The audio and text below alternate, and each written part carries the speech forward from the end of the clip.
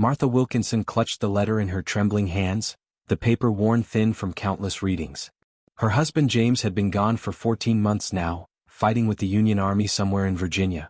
The farm was failing, their youngest son had taken ill, and the last of their savings had been spent on medicine that didn't work. As she stared out across the untended fields, a rider appeared on the horizon. Another letter, perhaps? News of victory? Or was it the notice she dreaded most, that James would never return home? What Martha couldn't know was that at that very moment, less than 100 miles away, James was making a decision that would alter their family's fate forever. One that no history book would ever record. History remembers the thunderous battles of Gettysburg and Antietam, the political maneuverings of Lincoln and Davis, the military genius of Grant and Lee. But in the shadows of these monumental events existed millions of ordinary lives.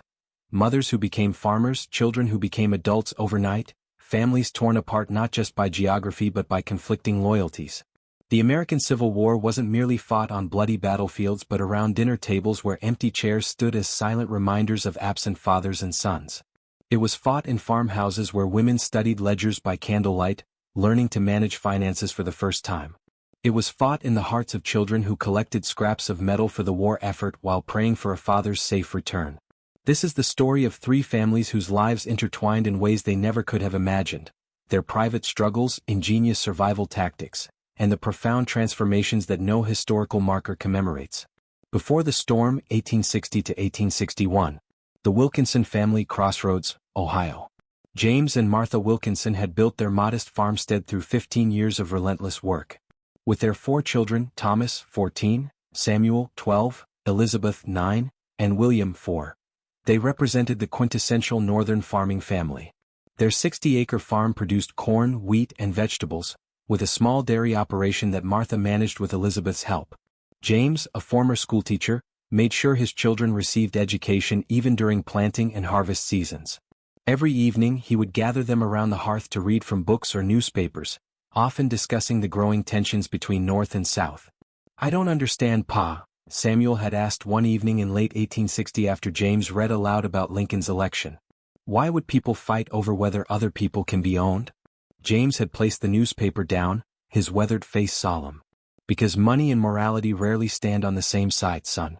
And when they do oppose each other, money usually wins unless good people stand firm." Martha, mending clothes nearby, had exchanged a worried glance with James. They both knew that if war came, their family wouldn't remain untouched. The Beaumont family, Willow Creek, Georgia. Charles Beaumont's cotton plantation sprawled across 300 acres of Georgia's fertile soil, worked by 37 enslaved people.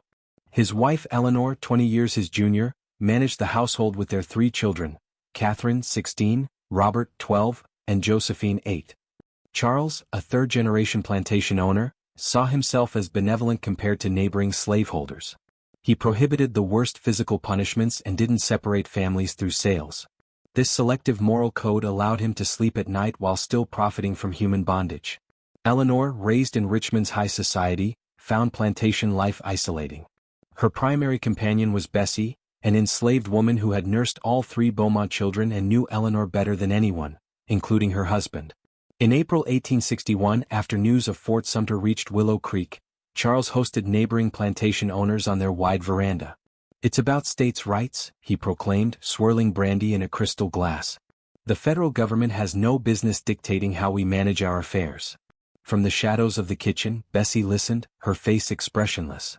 Only Catherine, watching from the parlor, noticed how Bessie's hands trembled as she arranged tea cakes on fine china, the same hands that had once been property of Catherine's grandfather in Virginia before being gifted to Eleanor as a wedding present. The Freeman family, Philadelphia, Pennsylvania. Isaiah Freeman had purchased his freedom in 1847 after 20 years of enslavement in Maryland. Now a successful carpenter in Philadelphia, he lived with his wife Harriet and their children Daniel, 17, and Grace, 15, in a small but well-kept home in the city's growing black community. Isaiah's carpentry shop employed 3 other free black men, and he was known for his fine furniture that graced even some of Philadelphia's wealthiest white homes. Harriet worked as a seamstress, her skill with a needle unmatched in their neighborhood. Both Freeman children attended a school for black children, though Daniel had recently begun apprenticing with his father.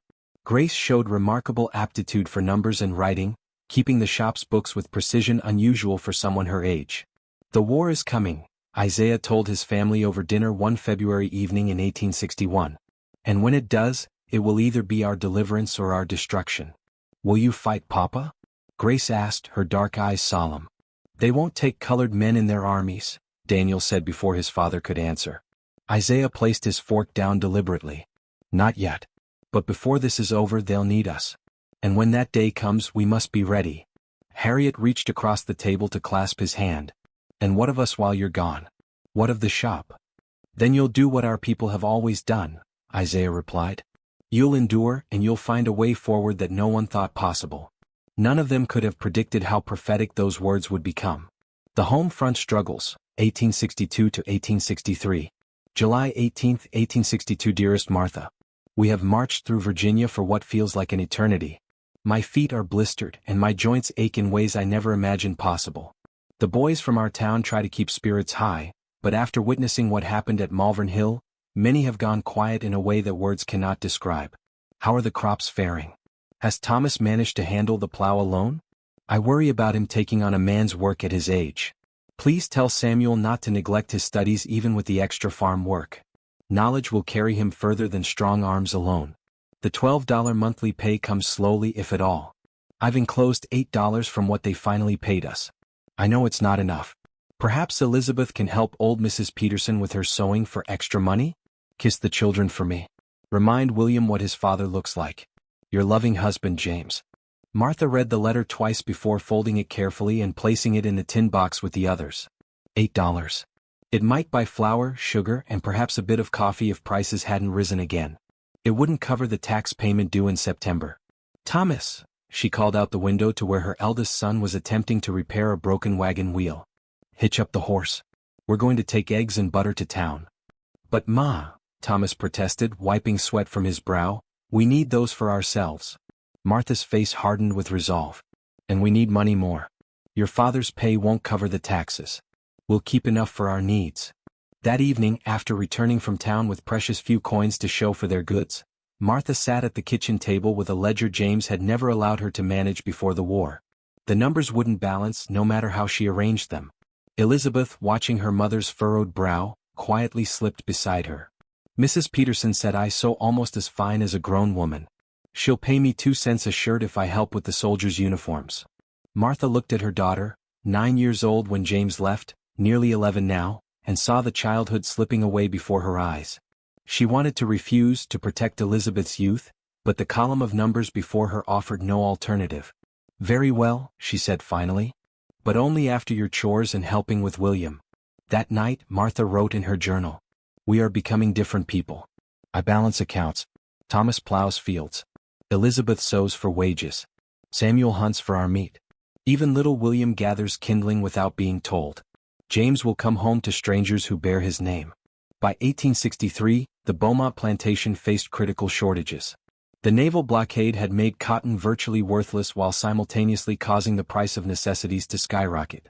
Cloth that once cost 10 cents a yard now commanded $10 when it could be found at all. Eleanor Beaumont stood in her depleted pantry, surveying the remaining supplies. Coffee and sugar had disappeared months ago, replaced by chicory and sorghum. Salt, essential for preserving meat, was nearly gone. Her fine dresses hung and used as she, like most Southern women, now wore homespun cloth dyed with walnut hulls or blackberries. Charles had joined a local defense unit, leaving 18-year-old Catherine in charge of plantation records while Eleanor oversaw daily operations, a task made increasingly difficult as more enslaved workers seized opportunities to flee toward Union lines. 3 more gone in the night, the overseer reported one morning. Jacob, Henry, and that young woman Mary. Eleanor nodded stiffly. Increased patrols along the eastern property line. Later, alone with Catherine, Eleanor's composed facade crumbled. I don't know how to manage this, she confessed. Your father never showed me the account books. He never explained how to calculate the corn needed for winter. He just expected me to manage the household while he handled everything else. Catherine, inheriting her father's head for figures, opened the leather-bound plantation ledger. Then we'll learn together, Mother. We have no choice. That afternoon, they summoned Bessie to join their desperate planning, a shocking breach of racial hierarchy that would have scandalized Charles. The 3 women bent their heads over the ledger, calculating supplies and devising substitutions for goods no longer available. My grandmother used pine tar mixed with beeswax for candles during hard times, Bessie offered hesitantly. Show us, Eleanor said, her former pride giving way to pragmatism. Unknown to either white woman, Bessie had been feeding information to Jacob and the others who escaped, calculating patrol schedules and providing small bundles of food. Her assistance to the Beaumonts was genuine, survival required adaptation, but her heart lay with those seeking freedom. In Philadelphia, the Freeman family faced different challenges. Isaiah had immediately attempted to enlist when the war began but was turned away. This is a white man's war, the recruitment officer had stated flatly. Instead, Isaiah channeled his energies into the growing abolitionist movement, attending meetings and helping coordinate aid for refugees fleeing north. His carpentry business suffered as wealthy clients canceled orders, uncomfortable with his increasingly public political stance. By 1863, when the Union finally began accepting black soldiers into segregated regiments, Isaiah faced a wrenching decision. They'll pay colored troops $10 monthly instead of $13, he told Harriet one night after the children had gone to bed. Different uniforms, different treatment, different pay for the same sacrifice. Don't go, Harriet pleaded. The shop barely stays afloat now. Daniel isn't ready to take over. Isaiah set his jaw. If we don't fight for our place in this country now, when will we ever be counted as men? As citizens? 2 weeks later, Isaiah Freeman became Private Freeman of the newly formed United States Colored Troops. Daniel, at 19, took over the carpentry shop with 2 remaining employees. Harriet and Grace expanded their sewing business, taking over the front room of their home for a small dressmaking operation. Their first major commission came from a surprising source, the wife of a Union colonel who needed mourning dresses after losing her brother at Chancellorsville. Why did you choose our shop? Grace asked as she measured the woman. The colonel's wife looked at her with reddened eyes. Because my brother believed in the cause your father is fighting for. And because your stitching is the finest in Philadelphia. Grace wrote to her father that night. The shop becomes something new in your absence. Mother has hired 2 more women to help with sewing. Daniel works from dawn until well past dusk. I handle all accounts and have learned to negotiate with suppliers. We are afraid for you every day, but we are making you proud, Papa. We are becoming stronger than we knew possible. Hidden Histories, 1863 to 1864. Martha Wilkinson never intended to become part of the war effort beyond sending her husband to fight. Yet by mid-1863, her farmhouse had become a waypoint in a covert network. It began with Pastor Simmons from their church arriving late one night with a package that needed delivery, a wounded Union soldier separated from his regiment. Martha hid him in their root cellar until he recovered enough to travel north. Word spread quietly. Soon Martha's farm became known to certain people as a safe haven. Sometimes it was escaped prisoners of war. Other times it was deserters, men broken by battle who couldn't bear more fighting. Martha never turned anyone away, though harboring deserters was punishable by imprisonment. Thomas discovered her secret one autumn night when he noticed light from the barn at an unusual hour. It's dangerous, Ma, he whispered after she explained. What if Confederate sympathizers in town find out? Martha continued rolling bandages. When your father left, he said to protect this family and do what's right. Sometimes those 2 things aren't as different as they seem. Thomas, almost 16 now and standing nearly as tall as his absent father, nodded slowly. I'll take the first watch tomorrow night. By winter, all the Wilkinson children except William knew about their mother's clandestine activities. Elizabeth prepared extra food without being told. Samuel created elaborate hiding spaces in the hayloft. Even as their own provisions grew scarce, they shared what they had. In her journal, Martha wrote, "Is it treason to feel that the men who flee battle are sometimes braver than those who continue killing? One boy we helped last week couldn't have been older than Thomas. His hands shook so badly he couldn't hold a spoon. He wept in his sleep, calling for his mother. What glory is there in forcing such children to murder other children? James would say I undermine the cause he fights for. Perhaps I do. But I believe I serve a higher purpose than any government's war." By early 1864, the Beaumont plantation teetered on collapse. Half their enslaved workforce had escaped, crops failed from neglect, and Confederate tax collectors demanded food supplies they couldn't spare. Robert, now 16, had joined the Confederate Army despite his mother's desperate objections, leaving Catherine and Eleanor to manage with depleted resources and diminishing hope. Then came the letter that shattered what remained of their world. Dearest mother and sisters, I write with heavy heart to inform you that Father fell at the Battle of the Wilderness earlier this month. He fought valiantly for our cause and died with honor. I have secured a brief leave to help settle affairs at home before returning to my regiment. Expect me by month's end if God wills it. Your devoted son and brother, Robert. Eleanor collapsed upon reading the news. 4 days she remained bedridden, leaving 14-year-old Josephine to tend to her while Catherine frantically assessed their situation. The plantation's debts exceeded its worth. Confederate currency had become nearly worthless. Without enslaved labor, the vast cotton fields lay untended. We should sell, Catherine told Bessie as they prepared a broth for Eleanor. Take what money we can get and move to my aunt's home in Charleston. Bessie stirred the pot slowly. Miss Catherine, Charleston's being shelled by Union ships. There's no safety there. Then where? Catherine demanded, her composure finally breaking. Where can we go when everything we built is crumbling? Bessie met her gaze directly, a boldness unimaginable 2 years earlier. The world your family built was already wrong, Miss Catherine. Perhaps it's time to build something different.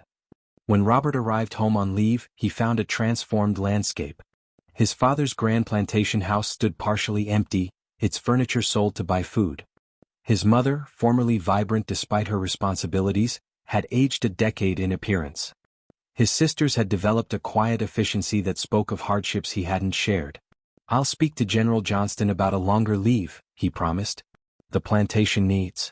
The plantation is lost, Catherine interrupted, showing him the account books. Even if we had workers, even if we had seed, we cannot recover. Robert's face hardened. We'll find a way. The cause isn't lost. The cause. Eleanor spoke for the first time since his arrival. Was the cause worth your father's life? Worth our home? Worth watching Josephine go hungry?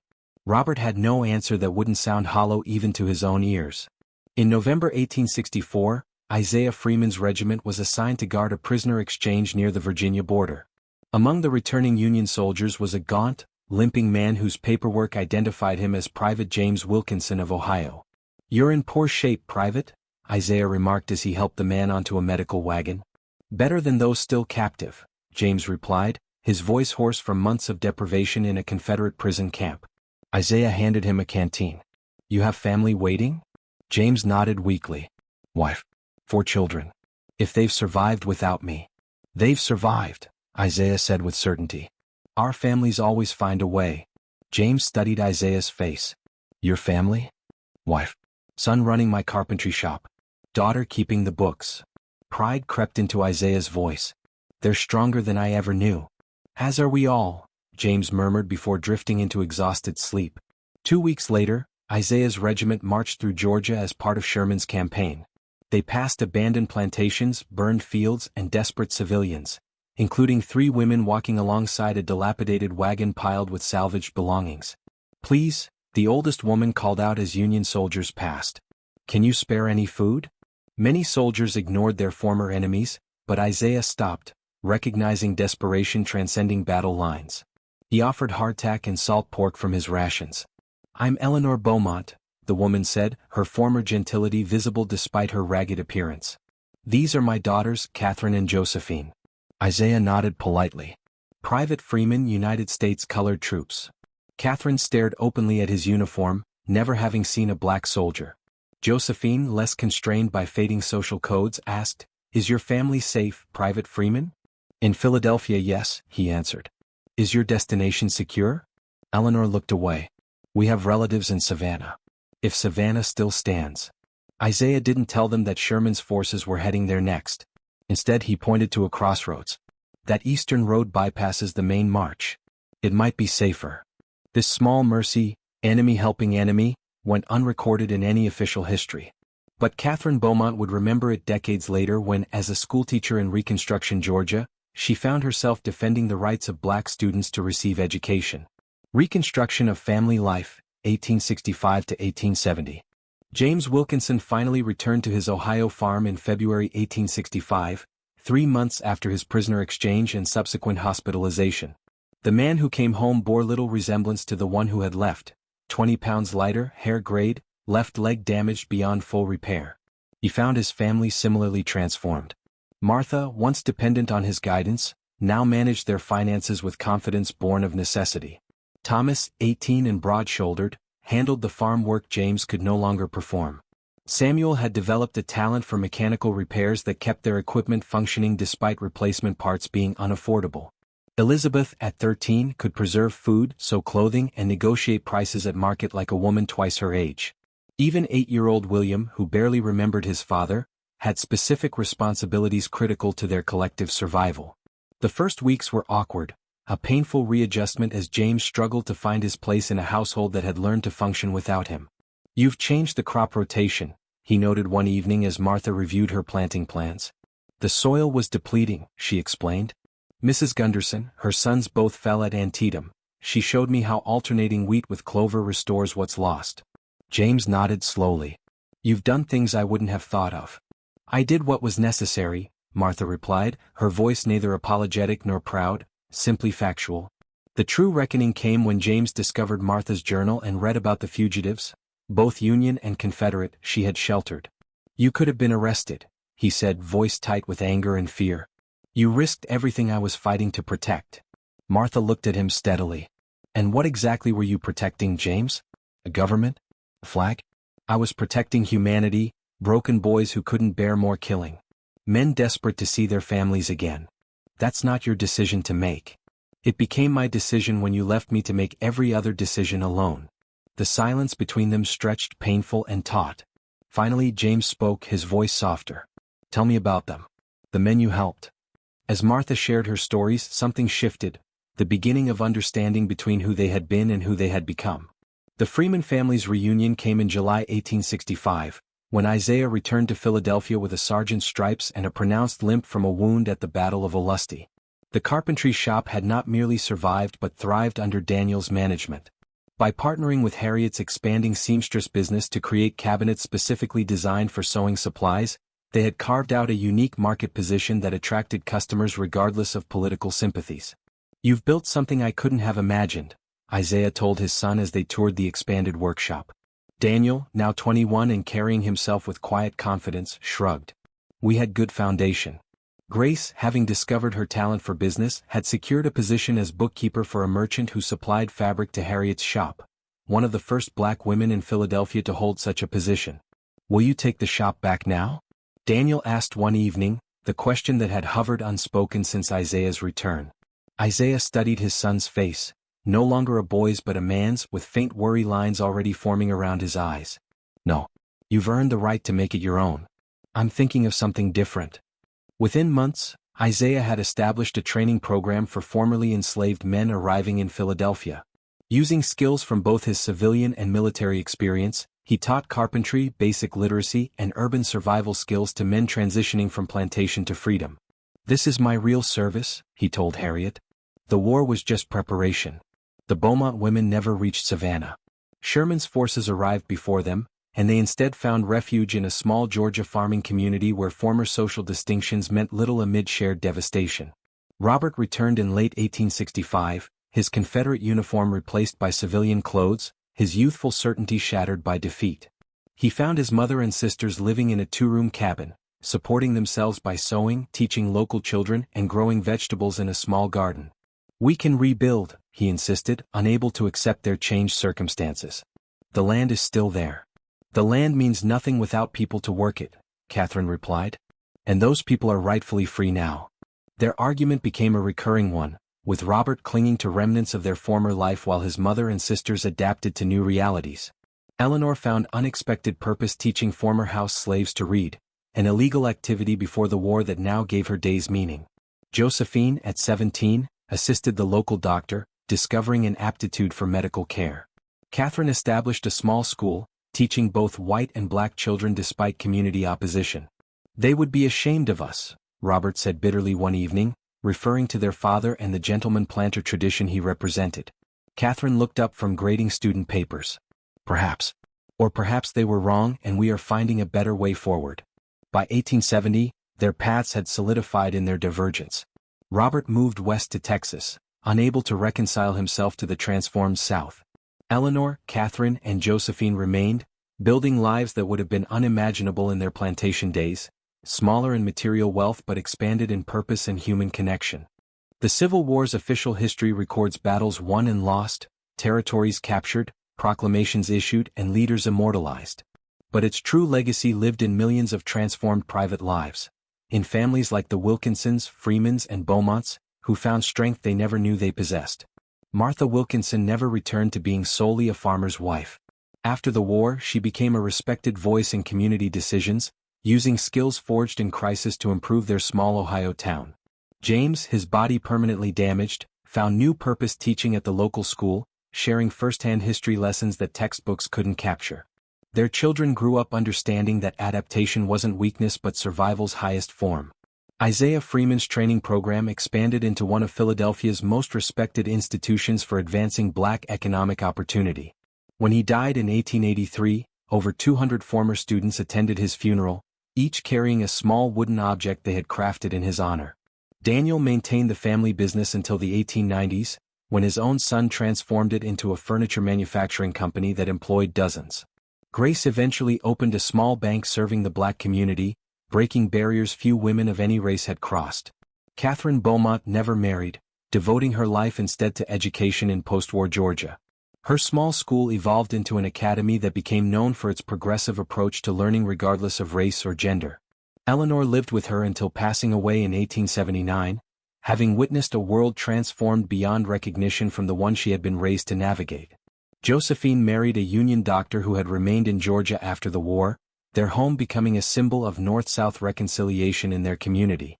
Robert, after years in Texas, eventually returned to Georgia in his final years, a quieter man who had made peace with defeat and change. These families carried no famous names. They commanded no armies and signed no historic documents. Yet they, and millions like them, were the true authors of America's rebirth after its most devastating conflict. The next time you pass a Civil War monument celebrating generals and politicians, remember that behind every name cast in bronze stood thousands of ordinary people who found extraordinary courage in dark times. Their adaptability, resilience, and gradual reconciliation with painful change built the nation that emerged from war's ashes. A legacy that speaks not from marble monuments but through the generations of Americans who learned from their example that the most profound strength often emerges when we have no choice but to discover what we're truly capable of becoming.